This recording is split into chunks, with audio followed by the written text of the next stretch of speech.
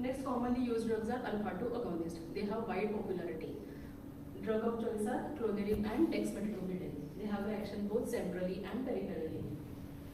Centrally, the presynaptic alpha-2 receptors are located in the basal forebrain, preoptic area, thalamus and cortex. Peripheral nervous system mechanism is speculative. Blockade by hyperpolarization, cyclic nucleotide activated cation channels on sensory neurons, inhibition of repolarization of sensory neurons. No alpha-2 mediated block prolongation. Now we will discuss about clonidine. Analgesic effect is mediated spinally through activation of postsynaptic alpha-2 receptors in the substantia gelatinosa cells of spinal cord. Effect is more pronounced on C fibers. Increase in both sensory and motor block of local anesthetic agent by 30 to 50%. Intrathecal dose is 15 to 30 micrograms. Epidural dose is 50 to 150 micrograms. In view of side effects, present recommendation is with lower doses. Peripheral nerve blocks. Clonidine prolongs the duration of analgesia by hyperpolarization of cyclic nucleotide-gated cation channels. Dose is up to 150 microgram. Good results with intermediate local anesthetics, that is lidocaine and mepivacaine. Lesser potentiation with bupivacaine and levobupivacaine. Disappointing results with ropivacaine. Various studies showing different results presently not recommended for perineural use, that is in peripheral nerve blocks. Next drug is dexmedetomidine. It is 7 times more selective for alpha-2 receptors within locus coeruleus and spinal cord. Analgesic effect is by release of substance P, sedation, anxiolysis and analgesia. Intrathecal dose is 3 microgram to 25 microgram. Epidural dose is 1 microgram per kg. Peripheral nerve blocks, dose is up to 1 microgram per kg. Good results are seen. Neurotoxicity, especially in perineural spaces. Preliminary evidence suggests neuroprotection, especially when compared to lidocaine and bupivacaine. Both clonidine and dexmedetomidine, they have the side effects, common side effects, that is bradycardia, hypotension, shivering and dryness of mouth. Shivering and dryness of mouth is most commonly seen with clonidine. Some other drugs, alpha-1 adrenergic drugs. Epinephrine, it is one of the oldest additive. Dose is 0.5 to 1 microgram per kg in a concentration of 5 to 10 microgram per ml. It has vasoconstrictive action and intrinsic antinociceptive properties mediated by alpha-2 adrenoreceptor activation. No beta mimetic action. Use restricted to epidural test dose to detect inadvertent intravascular injection of local anesthetic agents. Lidocaine and tetracaine maintain or increase blood flow. Bupivacaine and levobupivacaine decrease blood flow. Addition of vasoconstrictors might further reduce blood flow. Lab studies blood flow alteration with or without changes in histology. Clinical studies only case reports blaming vasoconstrictors for neurodeficits. Addition of vasoconstrictors might potentiate peripheral nerve ischemia, especially in patients with microvascular disease, hypertension, diabetes, and in smokers. They potentiate neurotoxic effects of local anesthetic agents. Also, if actual risk of significant neurological ischemia with neurological compromise is very low. Now, next drug is NMDA receptor antagonist, that is ketamine and magnesium sulfate. Mechanism is they block activation of central NMDA associated glutaminergic system. Activation of this system. Hyperalgesia by rising excitatory neurotransmitter glutamate influx of intracellular calcium, stimulation of protein kinase C and nitric oxide synthesis. Ketamine. Ketamine is commonly used in anesthesia practice since 1970. Apart from limbic and thalamic system, it acts on the NMDA receptors, cholinergic, adrenergic and 5-HT receptors. It inhibits these receptors. Studies on caudal use, especially in pediatric age group, are there. S-ketamine is preferred as it is preservative free. Dose is 0.25 mg per kg. It prolongs caudal block up to 12 hours and reduction in post-operative analgesic requirements. Sub-anesthetic doses decrease perioperative analgesic requirements and improved post-operative nausea vomiting, that is PONV. But ketamine has some untoward side effects, that is hallucinations, hypersalivation, associated laryngospasm, central sympathetic stimulation, associated cardiac cardiac changes. Neurotoxicity reports are available with spinal myelopathy. Peripheral nerve blocks, it is not recommended. Next drug is magnesium sulfate. It is mainly for IV route. NMDA receptor antagonist and inhibits voltage-gated calcium channels. Activation of C fibers leads to neuronal excitation, which is decreased by NMDA receptor antagonist. Doses, there are no fixed dose guidelines, but we can use up to from 50 mg to 100 mg along with opioids with or without local anesthetic agents. Prolongation of motor block, bradycardia and hypotension is seen. Even sedation, headache, disorientation, periumbilical burning pain can be seen. Lack of well-defined neurotoxicity. Study is not recommended as an adjuvant. Soda bicarb, concentration is 8.4%. Alkalinization of local anesthetic agent. It raises pH of the solution. There is change in the ratio of non-ionized to ionized particles in the solution. More amount of drug is able to cross lipid membrane of nerve cells. Increase in the speed of onset. High chances of precipitation with room temperature. Must be prepared freshly. Local anesthetic used for long-term infusion should not be alkalinized. Epidural use nowadays, I think it is absolute. As per data, there are no clinical advantages. Other agents, neostigmine. It is acetylcholinesterase inhibitor. It increases availability of endogenous acetylcholine. Analgesia is mediated by activation of acetylcholine receptors. It prolongs and intensifies analgesia through release of nitric oxide in the spinal cord. Dose, intrathecal dose is 50 to 100 microgram for 24 hours. Analgesia comparable to morphine. Epidural dose is 1 to 4 microgram. Side effects are nausea and prolonged motor blockade. Peripheral nerve blocks. We have very few studies which claim that very little clinical prolongation of anesthesia, and it has troublesome GI adverse effects, so use is not recommended. Neurotoxicity in technical use. Animal studies, mixed results are seen. Human studies are dose-dependent adverse effects. That is, if you use dose less than 50 micrograms, there are no any adverse effects. Steroids. Among steroids, dexamethasone is most commonly preferred. It has anti-inflammatory action. It blocks transmission of nociceptive C fibers and by suppressing ectopic neural discharge. Intrathecal dose studies are with 8 mg. Of course, it has to be preservative free. Epidural dose is 4 to 8 mg.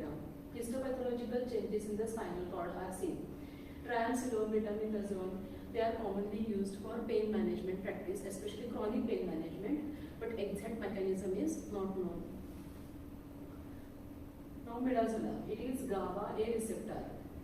They are the benzodiazepine receptors in the gray matter. They have the highest concentration in lamina 2 of the dorsal horn. Additional delta opioid receptors. Analgesic effect is by spinal suppression of sensory function and its anti-nociceptive effect mediated by GABAergic and opioid receptor mechanism. They are used since 1980s. Intrathecal dose is 1 to 2.5 mg. It has a dose-dependent action. 1 mg dose can prolong the duration up to 2 hours. 2 mg 4.5 hours. Neurotoxicity is seen with animal models. Currently, it is not recommended for peripheral nerve blocks. Now, calcium channel blockers. There are three types of calcium channel blocker. That is L-type, that is diltiazem and verapamil. N-type, ziconotide, and T-type, mibepradine. L and T-type, they are most commonly used in cardiac practice. They have no analgesic action. Ziconotide, it is mainly used for chronic pain, and it is US FDA approved drug, but it is right now it is not available in India. Intrathecal transfusion can be used. Dose is 0.7 microgram per hour to 7 microgram per hour. Verapamil, there are lot many studies which show that it can be used as an adjunct along with local anesthetic agents. It potentiates the action of local anesthetic agents. Intrathecal dose is 50 to 200 milligram, but animal studies are there, but human data is lacking. Now we will discuss about miscellaneous drugs. There are many drugs which are off-label used for intrathecal or peripheral nerve blocks or central neural cell blockade. These are the NSAIDs, that is ketorolac, parecoxib, and lornoxicab. They have neurotoxicity, so studies are needed. Calcitonin, It is naturally occurring hormone which has been recently demonstrated to reduce pain, independent of its peripheral action and conicides. The analgesic action of calcitonin was found to be comparable to that of fentanyl when it is given epidurally. Side effects are nausea and vomiting, as high as 10 to 58% and can be controlled with garnicetrol. So it can be used for chronic pain management, most commonly used. Octreotide, it is synthetic octapeptide of somatostatin. Octreotide given spinally causes analgesia. Intrathecal octreotide administered for cancer patients for 5 years to reduce pain without any adverse effects. One prospective double-blinded study involving 20 human subjects showed intrathecal octreotide at a dose of 20 microgram per hour to be as safe as normal saline. Gabapentin. It acts as a voltage-dependent calcium channels and inhibits glutamate release at the dorsal horn of spinal cord. Given the fact that gabapentin is not well absorbed from the GI system and penetrates the blood-brain barrier poorly, intrathecal administration is an attractive choice. Though it is not yet FDA approved, a human phase 2 clinical trials are in progress. So in future we can use gabapentin. Conopeptide, Zen2174. It is derived from marine snail. The drug is found to inhibit norepinephrine transport and activate noradrenergic inhibitory pathways, causing anti-hyperalgesic, anti-allodinic, and anti-nociceptive effects. CGX1160. It produces analgesia by activation of neurotensin receptor type 1, that is NTR1. Further mechanism of action is not known. The drug has been found to be safe in a smaller number of patients with neuropathic pain related to spinal cord injury. A phase 1B clinical trial is currently in progress. Racine-feratoxin. It is an investigational drug that densifies dorsal root ganglion neurons. P-saponin. It is a neurotoxin which destroys cells of NK1 receptors and inhibit pain signal transmission. Propofol. Adenosine. Phase 1 clinical trial is going on. Analgesia is mediated at the spinal adenosine receptors and inherent anti-inflammatory actions.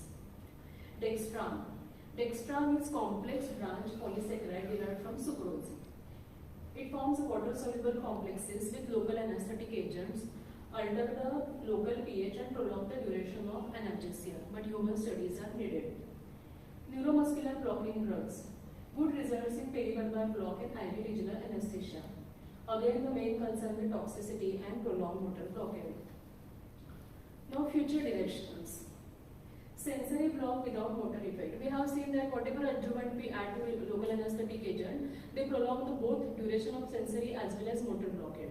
Prolonged motor blockade in post-operative period is quite worrisome for the patient. It makes patient uncomfortable and the recovery is stalled. So what is future aim? So there should be sensory block should be prolonged, but motor blockade should not be prolonged.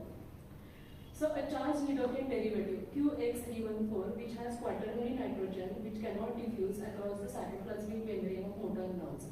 However, it can block action potential propagation if introduced into the axon cytoplasm via direct injection. Delivery mechanisms: liposomal microspheres and cyclodextrin system. What are liposomes? These are microscopic lipid vesicles with size of 0.02 to 40 micron, which acts as a reservoir of drug with low bioavailability, which prolongs the analgesic effect without any systemic toxicity. Now, other adjuvants they can be used intra-articularly, especially in joint replacement surgeries or orthopedic surgeries like orthoscopy. So these are the opioids. Again, the opioids alpha-2 agonist and tramadol. Tramadol is the approved drug for intra-articular use. Hyaluronidase. It is most commonly used for eye blocks. It penetrates through facial planes. It breaks the hyaluronic acid in the tissues and increases tissue permeability. It is available in powder form. 50 international units per ml. It is added to local anesthetic agents to improve the quality of periverbal block. Now, limitations of adjuvants. Action prolonged for drugs of low to moderate lipid solubility. That is, most commonly prolongation is seen with lidocaine mepivacaine. Minimal or no block prolongation for drugs of high lipid solubility, that is ropivacaine and bupivacaine. But in anesthesia practice, ropivacaine and bupivacaine are the most commonly used drugs for regional anesthesia. Now I would like to share our experiences with the use of adjuvants in regional anesthesia. In 2009, a 45-year grade 1 patient was posted for total abdominal hysterectomy for her complaints of DUD. We had given intrathecal clonidine 30 microgram with 3 cc of bupivacaine. Case was over within 90 minutes. 2 hours after shifting patient to recovery, pulse was around 30 to 35 beats per minute. Patient was unconscious and respiration was shallow. Immediately injection atropine 1.2 mg was given and upper ventilation was done. Patient was revived. Next case was 42 years age, grade 1 patient was posted for lap cholecystectomy. Our plan was epidural plus general anesthesia. 150 microgram of clonidine was given by epidural route. Post-operatively, there was severe hypotension, air entry, bilateral air entry was decreased. We did chest X-ray, there was haziness and lung congestion. Immediately Lasix and dopamine was given, which was continued for 3 days. It was a cardiac failure or near arrest-like situation due to intrathecal clonidine with such a higher dose, that is 150 micrograms. Intrathecal buprenorphine was given for one patient with 60 microgram of dose. We had seen delayed respiratory depression in the ward, which was 8 hours after surgery. We had seen such cases for 2 patients. Intrathecal neostigmine, which was given with a dose of 50 microgram in 3.5 cc bupivacaine. We had seen tremendous nausea, vomiting, and bradycardia. We had used verapamil for brachial plexus block, but we have quite good positive results. Intrathecal dexamethasone with the dose of 10 microgram with 3.5 cc of bupivacaine was given for orthopedic surgery, total femoral nailing.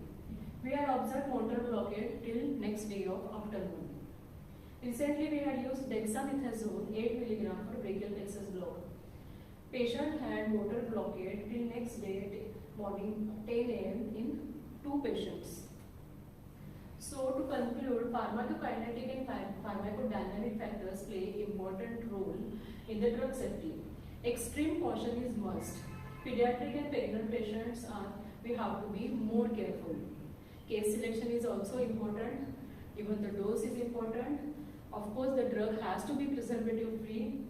We must know and ready to tackle the untoward side effects of each agent. For newer drugs, more research, more studies are needed.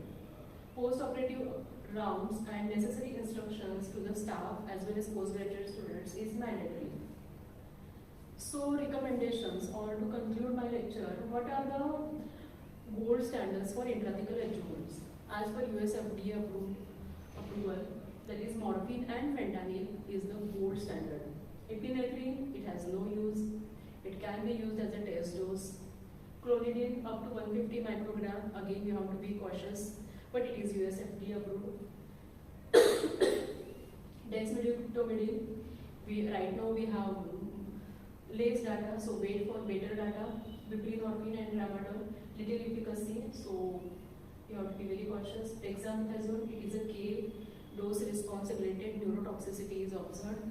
Midazolam, again a K dose response related neurotoxicity is seen. So these are some studies or publications. Addition of intrathecal dexamethasone to bupivacaine to spinal anesthesia to prove that they have a neurotoxicity, which they observed. So this is another optimal dose of epidural dexmedetomidine added to bupivacaine for epidural analgesia, that is pilot study. These studies are going for dexmedetomidine, but still we need more data to have a final conclusion whether it should be used as an adjuvant to regional anesthesia. Thank you.